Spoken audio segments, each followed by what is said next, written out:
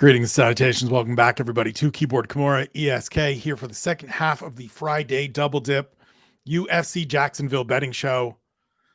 Before we get started, as always, first and foremost, please gamble responsibly. As I say every week, this is just for fun for me. This is meant to be additive. I am playing with Monopoly money. These are numbers on a spreadsheet. Nothing more for me. I am not going out here and wagering hundreds of dollars every week on UFC events. I don't have an interest to do that actually, like to actually go out, spend that kind of money. I am risk averse in that way in my older age now. Wasn't so much younger in life, am now.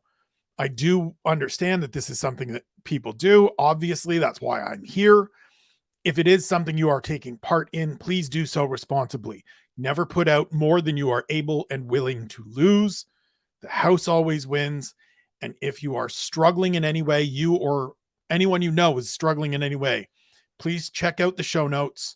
There are links in there to problem gambling help centers and help links for Canada, the United States, Ireland, and the United Kingdom. I want this to be fun. I want this to be additive. I want people to enjoy it. If this is a way you want to supplement your Saturday watching, supplement your enjoyment of these UFC cards, by all means. Certainly I enjoy going through and trying to find winners and trying to make money for people or myself on the spreadsheet, because I want that number to look good at the end of the day and end of the year. But it is something that can become problematic. So please, if it is, check out those links, talk to somebody. As always, my DMs are open. I'm here to help if that is something that you need. Before we get to Saturday's wagers, we start last week, UFC Vegas 75.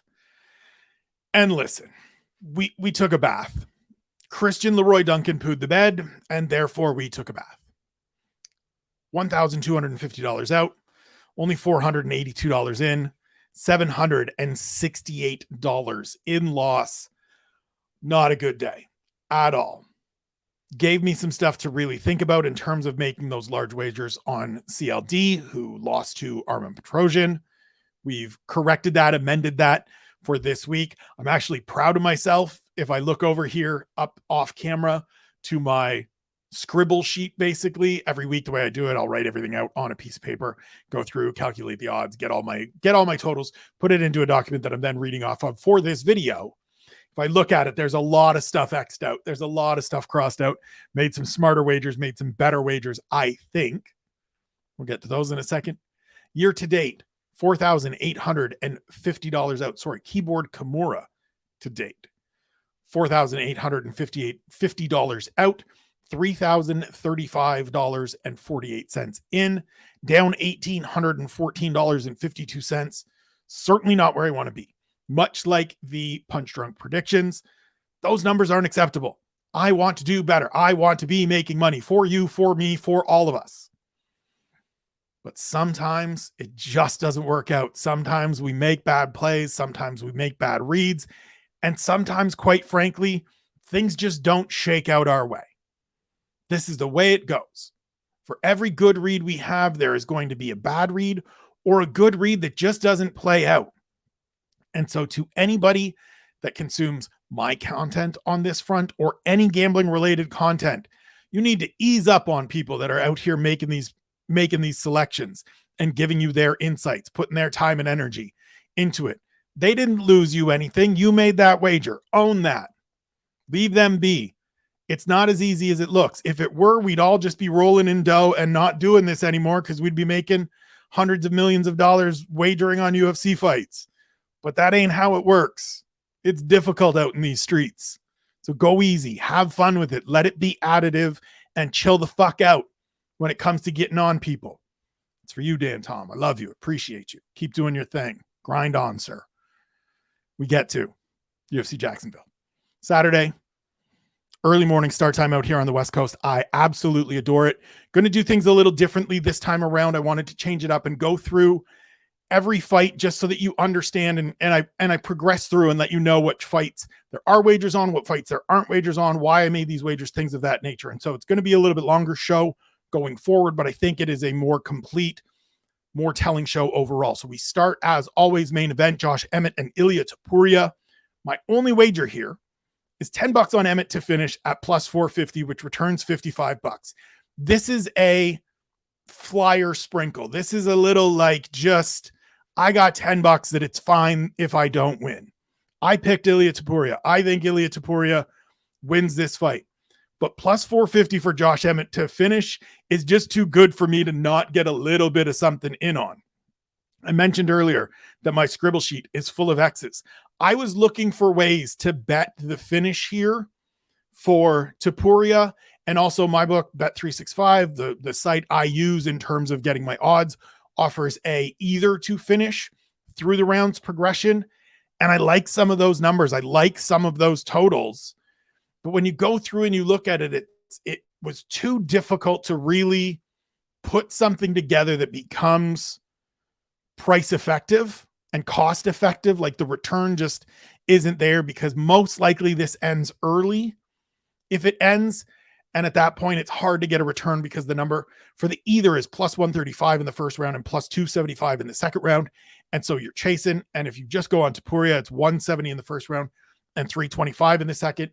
And so it feels like there's just no way to really quite get ahead to get some of those late rounds. Now, if you want to take a flyer and go real props towards the end of things, Topuria late 3, 4, and 5 is plus 650, plus 1200, and plus 2200. I like those numbers. Those are worth a little sprinkle. They're worth a little shot in the dark just to see if they come through. But for me, I'm going $10 that I don't care if I get back on Emmett to finish, just on the off chance that he catches him, that he lands something big that finishes this fight at any point along the way. 10 turns into 55. That is a great return for a thing that I think can happen with some, not regularity, but there's definitely a possibility. There's a greater than 4.5 to 1 chance that this happens. And so I'll put a little something there just to see. Amanda Ribas versus Maycee Barber in the co-main event. I have $50 on Ribas to win by decision at plus 110, which returns 105. To me, as I said on the PDPs, I think Ribas wins this fight. I think she is the more complete overall fighter. She gets it done. I don't think she gets a finish here. Maycee Barber is tough. She is resilient. She knows the right things to do on the ground to avoid getting locked up in something. I don't even know if we necessarily get a lot of time on the ground here, because I think Amanda Ribas can win this fight on the feet. As I said earlier today, I think it looks like the Alexa Grasso fight with Barber looking a little bit better, and Ribas looking as good as she did against Viviane Araújo. She can work from range for 3 rounds here and get this victory. And anytime you want to give me better than double up opportunities on a women's fight to end in a decision, I am taking it. I am going to take it just about every time, because more often than not, that's how they end up. And that's not me knocking the ladies. That's just me playing odds. That's just me playing analytics and data. I think Ribas gets it done. I think she gets the decision win. 50 turns into 105, $55 profit. We like profit. I need to make profits. Move to the big boys on the main card, Austin Lane and Justin Tafa. My wager is $50 on Tafa to finish in round 1 at plus 155.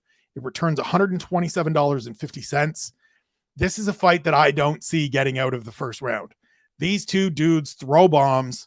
They throw heavy shots at all times. There's no jabs. There's no feeling each other out. Even the jabs carry a lot of power. And I just think Justin Tafa, has a few more weapons at his disposal. We've seen the head kicks. I think we probably see some low kicks early on to take away a little bit of that potential power of Austin Lane and sort of set the range and set the distance for each other.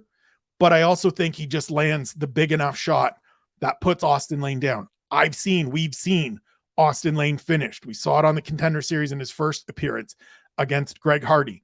I think Justin Tafa is a better, more fundamental, more fluid fighter than Greg Hardy ever was. And I think he finds Austin Lane's chin. Move to the featherweight matchup on the main card between David Onama and Gabriel Santos. My pick was Gabriel Santos. And I spoke about that on the Punch Drunk Predictions. I think he is the more complete fighter. I liked what I saw from him against Lerone Murphy, who to me is a better more difficult opponent, stumbling a little bit this morning, than David Onama is. But my play here is $20 on Onama by decision at plus 600, which returns 140. Similar to the Josh Emmett play in the main event. This is $20 that I don't want to see again. Shout outs to Chad Dundas and Ben Folks, who check us in the mail, boys. This just feels like it's too big of a number. It's just too big of a number for me to pass up. And so $20 that Onama goes out and wins 2 of 3 rounds. Nobody gets finished. He wins 2 of 3 rounds, whether that's split decision or unanimous decision, plus 600 on a guy that has already shown he can win in the UFC. He's done that a couple of times. Santos has not. That has made a change from Glory MMA to Factory X, where I think he has the potential to level up. He is somebody, as I said earlier today and throughout the week, somebody that has potential, somebody whose upside I like, but I need to see it first. But in terms of a $20 flyer at plus 600 odds to get a decision win, I'm going to take that every day.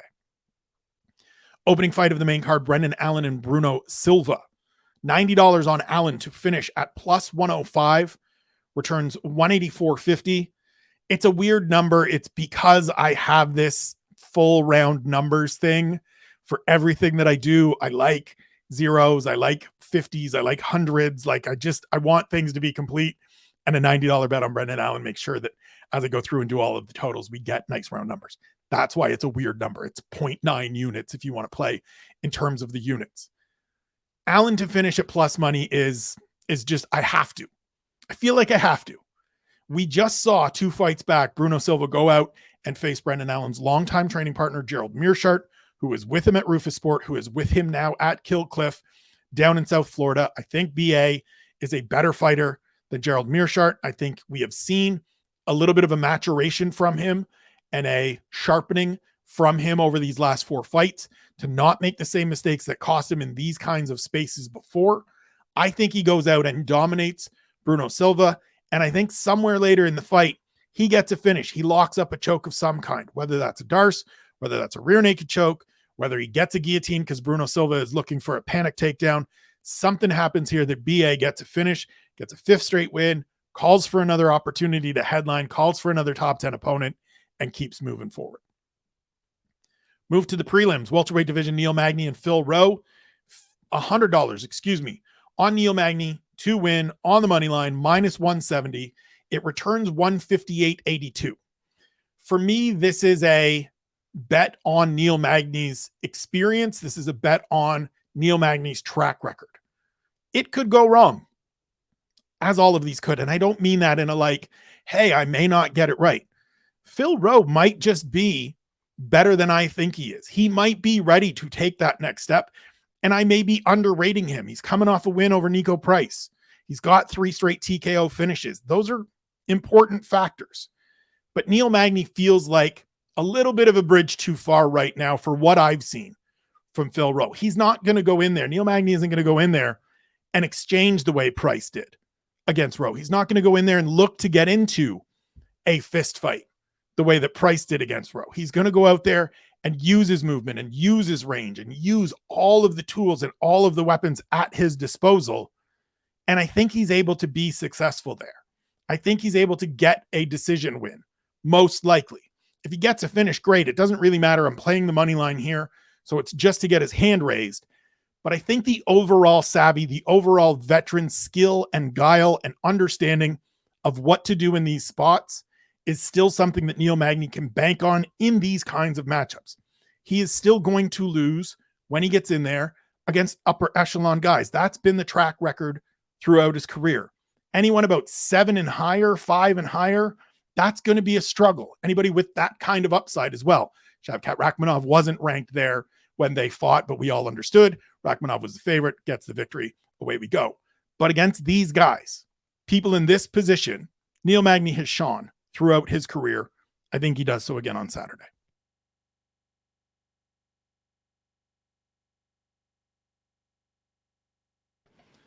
We stick around the welterweight division, Randy Brown versus Wellington Turman. This is a no bets fight for me. There wasn't anything in looking through the props that I particularly liked. There wasn't anything in terms of the money line of Randy Brown that I liked, because I think he wins, and I'm not quite sure how it necessarily plays out in terms of finishes or decisions. Neither number really felt good to me. Wellington, Turman, it's just one of those never know situations for me. And so rather than going hunting, rather than investing somewhere that I don't feel particularly comfortable or excited by any of the numbers and totals that I'm seeing, we're just walking away. We're just having a fight where we don't have anything invested. There's not a lot of them this week. I kind of spread everything out rather than going heavy in one spot, but no bets on this one. Move to the lightweights, Mateusz Rębecki and Loik Radzhabov. Couple of bets here, something I'm going to try to do a little bit more of. We do it a couple times on this card. Have been doing it a little bit lately. It's kind of a double stack. It's kind of, for me right now for this fight, it's a 50-50 stack is the way I've put it in my head and thought about it. So it's $50 on Radzhabov on the money line to win at plus 125, which returns 112.50. And then $50 on Radzhabov to win by decision at plus 260 for a return of 180. So it's $100 out, $112.50 if he wins, just wins, which is a $12.50 profit. Hey, profit is profit. I'm going to take it. $12 is great. And it's $292.50 if he wins by decision. So $192.50 for profit if we get the win on the scorecards. I don't think Radzhabov is a guy that's going out there and finishing a ton of fights. Not at this level, not against this caliber of fighter. But I do think he can go out there, not only be competitive throughout this fight, but win this fight. I thought that before the weight miss this morning. I feel that still now. I wasn't overly impressed with what Rębecki showed against Nick Fiore. I don't think he's faced the level of competition that Radzhabov has. And even though he's the underdog, even though he missed weight, I liked his showing against Esteban Ribovic in his debut. I think it's a good matchup here against another grappler, a guy that we saw fade very hard in that fight with Nick Fiore. Yes, it was the debut. That often factors into things, but I think we get a good performance from Radzhabov here. And so we do the 50-50 stack. It's a chance to make profit on plus numbers on an underdog that I like. So that's where we went. Move on to Tabatha Ricci and Gillian Robertson. Just $25 on Ricci to finish here at plus 425, returns 131.25. I said earlier that most of the time, if you give me plus money on a decision in a female fight, I'm going to take it at least a little bit. I do think Ricci has opportunities to finish here. I think she is quite good, especially on the ground. And I think Gillian Robertson's going to be willing to play with her on the ground. I think she's going to be willing to get into those spots. And I don't think it's a good decision because I think Tabatha Ricci is better than Robertson on the ground. And so whether this is pounding out a finish or whether this is finding a choke or an arm or something along the way, I think Ricci is going to get opportunities to get Robertson out of there. We've seen her stopped in the past. We've seen her finished in the past. And at plus 425, it's just too good to pass up. Little sprinkle on the baby shark. See if she can get a 4 straight win. See if she can pick up a second consecutive finish after submitting Jessica Penne last time out. Move to flyweight. Zhalgas Zhumagulov versus Joshua Van. $100 on Zhumagulov to win. The money line at minus 200, returns 150.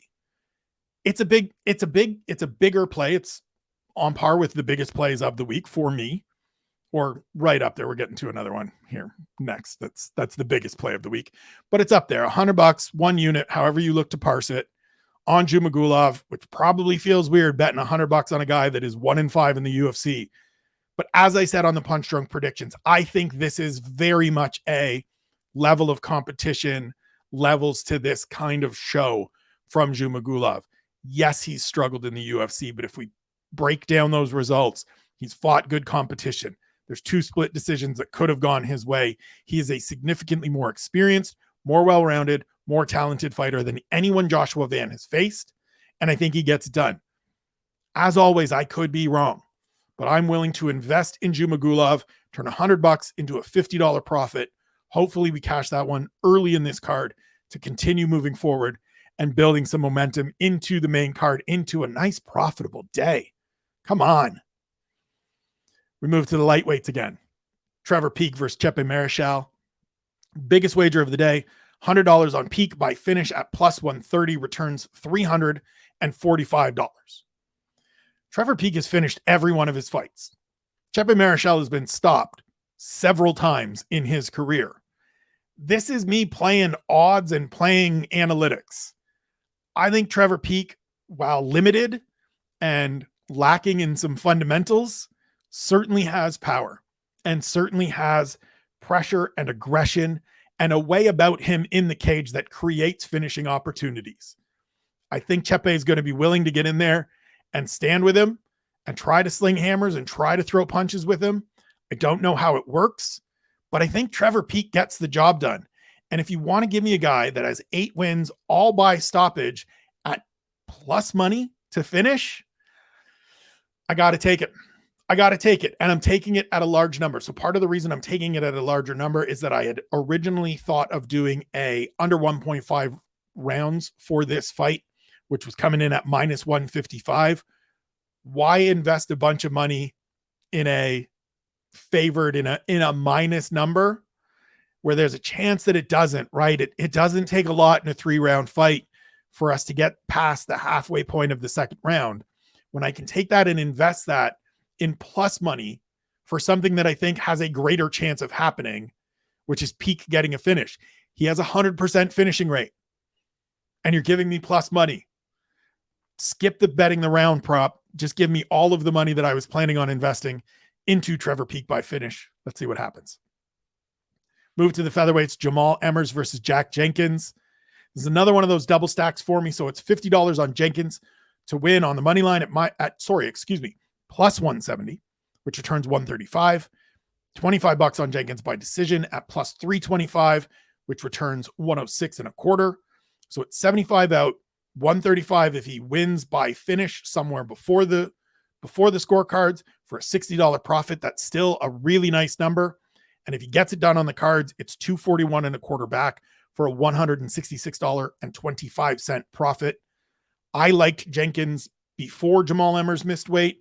I think he is a better fighter than he showed last time out against Don Shainis. I think he's a better fighter than Hussein Ashkabov, who Jamal Emmers beat last time out, looking very, very good. I think Jenkins is more on par with someone like Pat Sabatini, who beat Emmers after getting rocked, caught him in a heel hook and popped his knee, unfortunately. I think Jenkins comes out, doesn't have any of the pressure of fighting at home, doesn't have any of the pressure of it being his UFC debut, first Australian on the card at UFC 284. All of that stuff is gone. He goes into a fight that's just over in the States, no pressure to it. Come over, have fun, get out there, get a second victory. I think he looks good in this one. I think he gets the upset. One of only a couple of dogs that I like on this fight card, but I'm backing Jack Jenkins, $75 in on him. Let's see what kind of returns we get. Tatsuro Ishihara. See, this is the thing. I have Tatsuro Ishihara in my head because he fought Weston Wilson, who is fighting next week. So every time I look at Tatsuro Taira, my brain goes Tatsuro Ishihara. Not the same guy, not the same weight class even, not the same caliber of fighter. I apologize, Tatsuro Taira, who takes on Kleydson Rodrigues. I don't have any bets here. As much as I love Taira, as much as I think he is a terrific prospect, as much as I think he wins this fight, not necessarily handily, but going away, there's nothing that I liked in terms of the numbers. The money line isn't great. It costs a lot to make a profit on Taira. And I think Rodrigues is a dangerous enough fighter that I wanted to stay away from that straight bet in terms of the props, in terms of chasing finishes or rounds or any of those things. I just don't have a feel for how this fight plays out. I think it can be a competitive fight. I'm interested to see what Rodrigues looks like after missing weight. That's another little bit of a factor for me not making any Friday morning wagers, as I'm want to do most weeks. Sit there and go through things and double check if this is all I want to do. Didn't get to anything, staying away, just want to watch my guy go out there and hopefully pick up a 4th straight UFC victory, remain undefeated, put himself in the mix for a top 15 fight, if not a top 15 ranking himself going forward. Saturday's opener, Cody Brundage versus Cedricus Dumas in the middleweight division. This is another stay away for me. I'm not confident in my selection of Cody Brundage because I think he's a guy that can get hit and Cedricus Dumas has power. I looked at chasing some Cedricus Dumas underdog plays. He is plus 170, I believe. There's some good money on him. There's some good numbers on him to finish if you think the dog gets it done. Brundage is minus 110, I believe, to finish last time I looked. And so I don't even like that necessarily, even though I think he can and probably will put Dumas on the ground and get a finish there. This is a stay away for me. I don't want to come out and lose something right out of the gate. It just feels weird. It just feels bad. And so we're just staying away. Before we get out of here, as always, every week we put these together. They are the Punch Drunk Prediction Parlays. The way it works, we take my picks from the PDPs, which is already up on the site, which is already up here on Substack, wherever you get your podcasts. So go check them out. And we parlay them together, both the main card, the prelims, and then the full card. So to run it down, main card parlay, $10. Ilia Topuria, Amanda Ribas, Justin Tafa, Gabriel Santos, Brendan Allen. $10. Get a combined odds of plus 552. Returns $65.81. That is a chalk parlay. We get plus 550 and change. $10 into 65 isn't bad for just playing chalk. I like it. I'm interested. I think we do okay. On the prelims, Neil Magny, Randy Brown, Loik Radzhabov, Tabatha Ricci, Zhalgas Zhumagulov, Trevor Peak, Jack Jenkins, Tatsuro Taira, and Cody Brundage. Those 9 athletes, $10 parlay, plus 14,577. Returns $1,467.53. There's only a couple dogs in there in Jenkins and Radzhabov. Obviously, the odds go up. It is 9 fights. It is a difficult parlay. This is a big full card, 14 fights on Saturday, 9 fight parlay. Doesn't even get us to the main card. We get all of these right, and we still got the main card to go. That's a lot of fights, but it's a potential return of up over $1,000, close to $1,500. For $10, I'll take it, and we'll just have a little fun and see if we can't cash. And then we get to the big one. Every week I do this, and every week it gets me excited. It makes me energized. It gets me laughing a little bit. Full card parlay. Topuria, Ribas, Tafa, Santos, Allen, Magny, Brown, Radzhabov, Ricci, Zhumagulov, Peak, Jenkins, Taira, Brundage. $10 plus 95,588. Returns $9,566.31. Good Lord, if we hit that one. Sorry for the mic pop there. That was a little loud. I'm a little excited. Because if we go 14 for 14, if we run the table and we turn $10 into almost 10,000, we're good for the year. We're clear. All of a sudden, this dude doesn't know what he's talking about. This dude doesn't make any money, whatever, goes out the window. And I got $9,566.33 to make me feel good. And it means we've cashed all of those other bets that we've talked about, or most of those other bets that we've talked about earlier in the show, save for David Onama and Josh Emmett, where we went against our selections a little bit because the number was just too good. I'm pumped up for this card. This is a really terrific fight card. I hope you are looking forward to it. I hope you are excited. Please check out, well, over here, the QR code up at the top of the screen on the YouTube, or if you are just listening on your earphones on the podcast, check out the Substack, spencerkite.substack.com. All of the Keyboard Kimura content every day, fresh content for you about the UFC, about its athletes, about its events. Sign up for free for $5 a month, for $50 for the year. All of it comes straight to your email. As soon as I hit publish, it is where you can get up-to-date information, insights, analysis on every fight, every week. I'm here for you. I'm trying to get you informed. Check out the boys at OneBone, at OneBone Brand on Twitter and Instagram, at onebonebrand.com for the website. If you do make purchases, if you are checking out the brand officially, use promo code ESK20 at checkout for 20% off your order. Let them know that I sent you. Let them know that I hipped you to the community. It is the best gear I own. It is the only stuff I wear.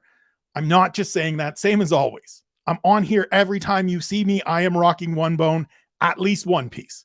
Most of the time, 2 or 3, because I've got shorts, I've got pants, I've got shirts, I've got hats.